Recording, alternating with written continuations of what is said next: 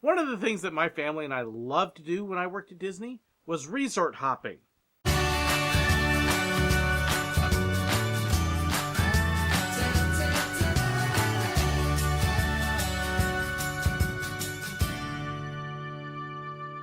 One of the things about Walt Disney World is it has a huge number of resort hotels.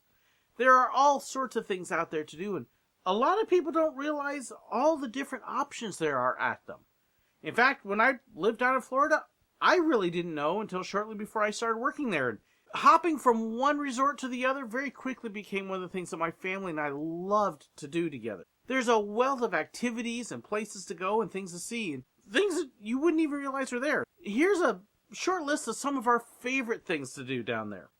Number 1 on our list is the Animal Kingdom Lodge. This is a great, huge resort hotel. If you get a room, it's expensive to stay there, but you don't have to have a room to go visit it. You can actually drive right on up and just let them know that you're there to do some shopping or to eat at one of the restaurants, and they'll let you right on in. It's got a wonderful African-themed buffet in Boma, which just has some great, unique food selections. It's got possibly one of the neatest gift shops in all of Disney as well. It's got a lot of unique things in there, all themed to Africa to fit in with the decor. Of course, the resort itself is just gorgeous, beautiful. You can go out the back doors of the main lobby, walk around out there, and there's a place that you can go see giraffes and a number of other animals that are out wandering the veldt right outside the hotel. It's got an incredibly neat pool facility with this whole area around it that you can walk around and check everything out. One of our favorite things to do here, though, was hidden Mickey finding. Yeah, there's actually some of the best hidden Mickeys, and they're right there. If you want to get a first taste of trying to find hidden Mickeys, it's a great place to go. It's got some wonderful sitting areas, too, that we had a couple places that we would love to go on a typical rainy Florida day and just sit in the rocking chairs inside and just relax and enjoy it. Wonderful resort hotel, great place to drop in for a visit. Number 2 is actually going to kind of start a block of 3 of them that all go together. That's the Grand Floridian. Beautiful style inspired by the Coronado Hotel out in California. It's just a gorgeous hotel. But it's also another one that's fun to just walk around and take in the sights. It's got a couple of unique shops, a couple of very high-end shops. My wife and daughter loved to go into the bath shop where they had the bath salts and everything like that. Just a fun little place to shop around. Of course, it's got beautiful grounds to walk around on, and the beaches out there as well. Now, don't go swimming at Disney beaches. They're not for that, but they are beautiful to walk around on. And at Christmas, it's easily one of our favorite stops because they put a giant gingerbread house in the lobby. One of the coolest things you're ever going to see. It's a full life-size gingerbread house, and you can buy your hot chocolate and gingerbread and things like that at it. During the daytime, during the rest of the year, too, they'll oftentimes have a piano or a little quartet up there playing music, and it's just fun to sit in the lobby and listen to this classical music rain down on you and feel like you're put back in the past 150 years ago and just enjoying this classic hotel scene. A short hop down the monorail from that is number 3 for me. That's the Contemporary Resort. And of course, this is the one that has the monorail that runs right through it, and it's also got some really fun things. It's got a great arcade if you're really into arcade games. Many of the resort hotels do have arcades, but I think the largest one is probably at the Contemporary. It also has one of the best Disney gift shops in there that you're going to find at any of the hotels. Essentially a double shop, and it has a lot of different things in it. The only gift shop that's really much bigger is the one over at Disney Springs, which is huge, but it's also incredibly crowded almost all the time. A little bit less crowd and a little bit more fun, and a lot of the unique things that you can find there. Of course, it may actually be home to my favorite buffet as well, and that's Chef Mickey's. I did actually work at Chef Mickey's several times, working with the pictures there and taking pictures of people in front of the plate. Yeah, it's a bad drop. I don't know. And then playing with the characters they were there. But the food on the buffet is also really good. When I was there, they actually had a prime rib buffet. Oh, boy. They also used to have a really nice little restaurant there. It's not there anymore. It's been replaced by counter service. But it used to be a place that you can go and actually get a $6 burger, which for Disney is really cheap. We would actually go to Magic Kingdom, spend some time there, and then we would leave Magic Kingdom, walk over to the Contemporary, eat burgers at their restaurant because it was cheaper than in the park, and then go back to the park again. Made for a nice deal, but unfortunately they removed that. Number 4, also another hop down the monorail, is the Polynesian.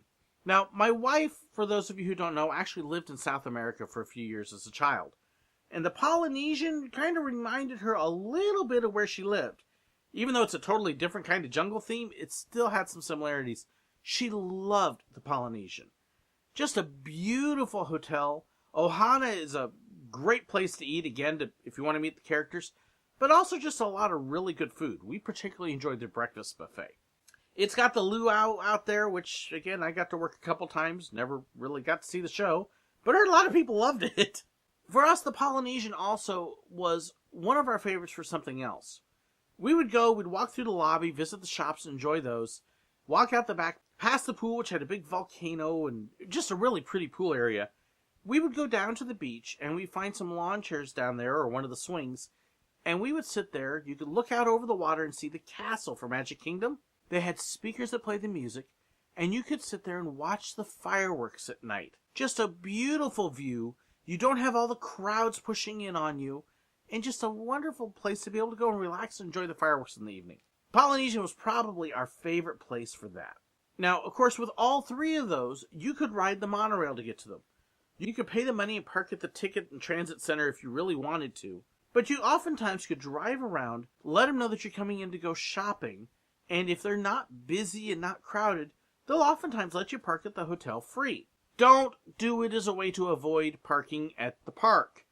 If you're doing it to try to get away from paying parking fees, they're going to ding you. But if you're there actually hanging around the resorts and hotels, you can ride the monorails free. You can go from resort to resort and shop and enjoy the different things that are there. And it's just a fun way to go. And little kids, hey, they love riding the monorail. The other thing that you could do at all 3 of them was you could hop on a boat. Disney offers boat cruises all over the place, across the lakes from resort to hotel, and also over to Disney Springs. You can also ride the bus system free, but the boats were all available for those. You could even rent boats and go out on the water if you wanted, and just enjoy that time. And we would oftentimes spend a day just kind of based around those 3, and then maybe hop a boat over to the Wilderness Campground. Wilderness Campground is next on my list. Wilderness Campground was just a place that had all sorts of different things. It was a place we could spend a whole day by ourselves, just not going anyplace else. They had horseback rides, reservations strongly encouraged. They had the boat rides that you could take off on. They had campfires and movies in the evening. Hoop-de-Doo Review was there. They had a wonderful campground itself, and you could just walk out among the trees and just enjoy the ambiance there. It also had one of my favorite places to eat, the Trails End restaurant. It was actually one of the more inexpensive places to eat, considering it was a sit-down Disney place. And we would visit and eat there a couple times a year. Just basic American food, but just really good. And like I said, for Disney, relatively inexpensive. Keep in mind, it is still a Disney facility, so compared to, say, Denny's, it's going to be expensive. But relatively speaking to everything else, it wasn't too bad. Also down the boats, if you want to go a different route and park over at Disney Springs, which is always free to park at, you can then catch one of the boat launches there. There's a couple different places, and you can take those out to some of the other different resorts. One of the ones that we like to go to there was the Yacht and Beach Club. The Yacht and Beach Club was just kind of a classic fancy thing, and it's got the typical shops. It has one place that we absolutely loved to go to. It's had a couple different names over the years, but it's the ice cream shop that's there. It's not real big. It tends to be really crowded, but it has something very unique that's so much fun. You're gonna need a group for it, though, and that's the kitchen sink. It is an absolutely huge bowl of food. They literally bring it to you in a small sink.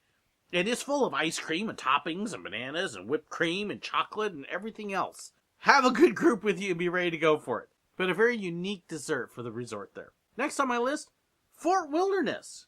Kind of related to the campground, but a little bit different. It's got a wonderful rustic feel to it. It's just fun to be able to walk into the lobby and just feel like you're going to relax. They actually have a little stream that runs right through the lobby and a couple wonderful restaurants. Fort Wilderness, though, was where we wanted to go if we really wanted to relax. They've got some actual sitting areas there where you could walk out of the main building, walk past the restaurants, walk past the pool and the steaming geysers and everything else out there, head over towards the DVC areas, And they had some rooms over there where they just had padded chairs, giant checkerboards, big fireplaces, and you could just kind of relax and unwind and tune everything else out. Then you'd step outside, go sit on the porches that were out there, and just look out upon the water and the resort and just enjoy. Didn't have to have anything else going on. We'd take a book or two and just sit out there for a couple hours and relax. Great place to go if you just want to unwind and de-stress a little bit. My last one, this was my favorite for the evening. You want someplace to go, you want something to do and something to see. You want to feel like you're part of some action, but you don't necessarily want to spend a lot of money. Head over to the Boardwalk. Again, as you drive up to the resort, just let them know you're going to be spending some time out on the boardwalk itself, and they'll usually let you in, point you over to a different parking place. You can walk right on in, head down to the boardwalk itself, and it's styled like one of the old-fashioned beach boardwalks. There's no beach, but you've got a whole long walkway right along the water there, and all sorts of shops and restaurants on the side. Big variety of different shops. But at night, it really comes alive. They have street entertainers that come out, and they will do juggling and magic tricks and play music and all sorts of different things. And they'll trade off so you can actually go from one to another and just kind of walk back and forth and enjoy the stroll. It's got ice cream and restaurants. And if you're looking for a place to take a date for the evening and just feel like you're out someplace else, the Boardwalk is a great place to go. It was probably my favorite place. It reminded me a little bit of where my wife and I met over in Santa Cruz, California, which also has a boardwalk. A little bit of similarity, some of the same flavor, but also totally Disney. So that's some of my favorite resorts to visit when you're not a guest at Disney, although it's just as fun when you are. Again, please keep in mind that the parking at these resorts is meant for guests first.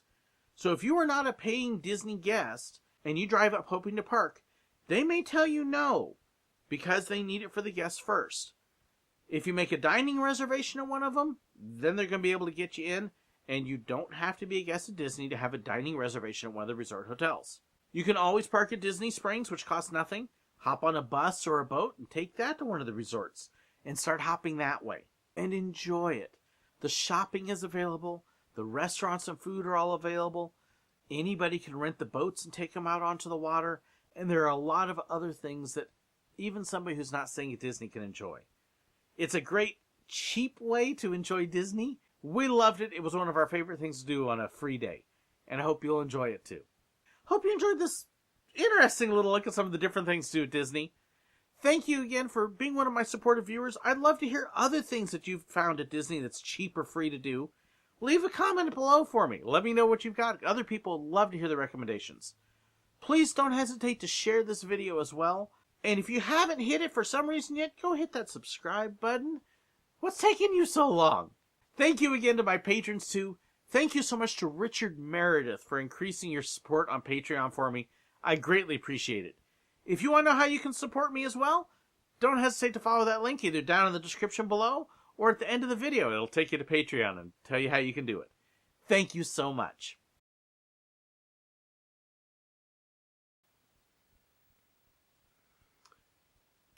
One of the things that my family and I loved to do when I worked at Disney was resort hop. Resort? One of the things my family and I loved to do when I worked at Disney was resort hopping. Resort hopping. Resort. Number. The Hoop-de-Doo review. Keep in mind it is still a Disney, but a very unique resort. But a very unique dessert for the. Next on my list, and you drive up home to park.